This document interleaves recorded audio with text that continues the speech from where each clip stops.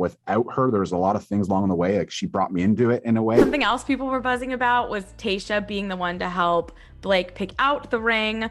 Was that awkward at all for you, Blac? Or are we just, is Bachelor Nation, we just got to let it go that, you know, everyone's intertwined?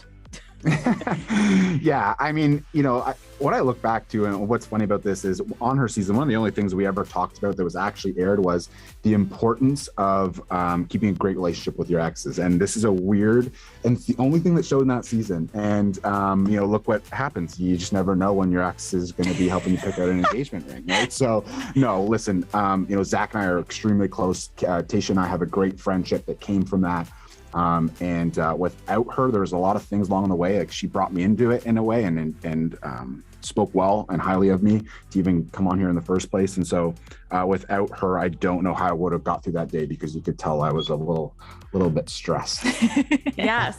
Do you think she offered like that perfect amount of pressure and support? Because obviously you guys probably had conversations we didn't see, but it felt like she came on a little strong with the encouragement to propose.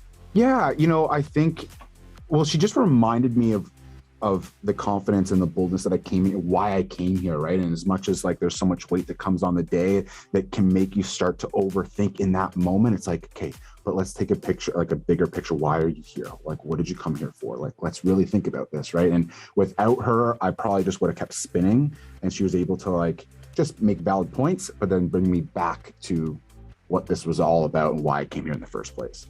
So was it after you sat down with Tayshia when you decided you were going to propose? It was more when I got, because I was able to go back to the place and start getting ready and really start to like sit down and think about it by myself and take in everything. And there was no one in the room and no cameras. And it just kind of like settled in for me and I had to make a decision. And it just became very clear when you're getting ready and putting that tie on. It's like, this is it. And I know it is. And so I pulled the trigger.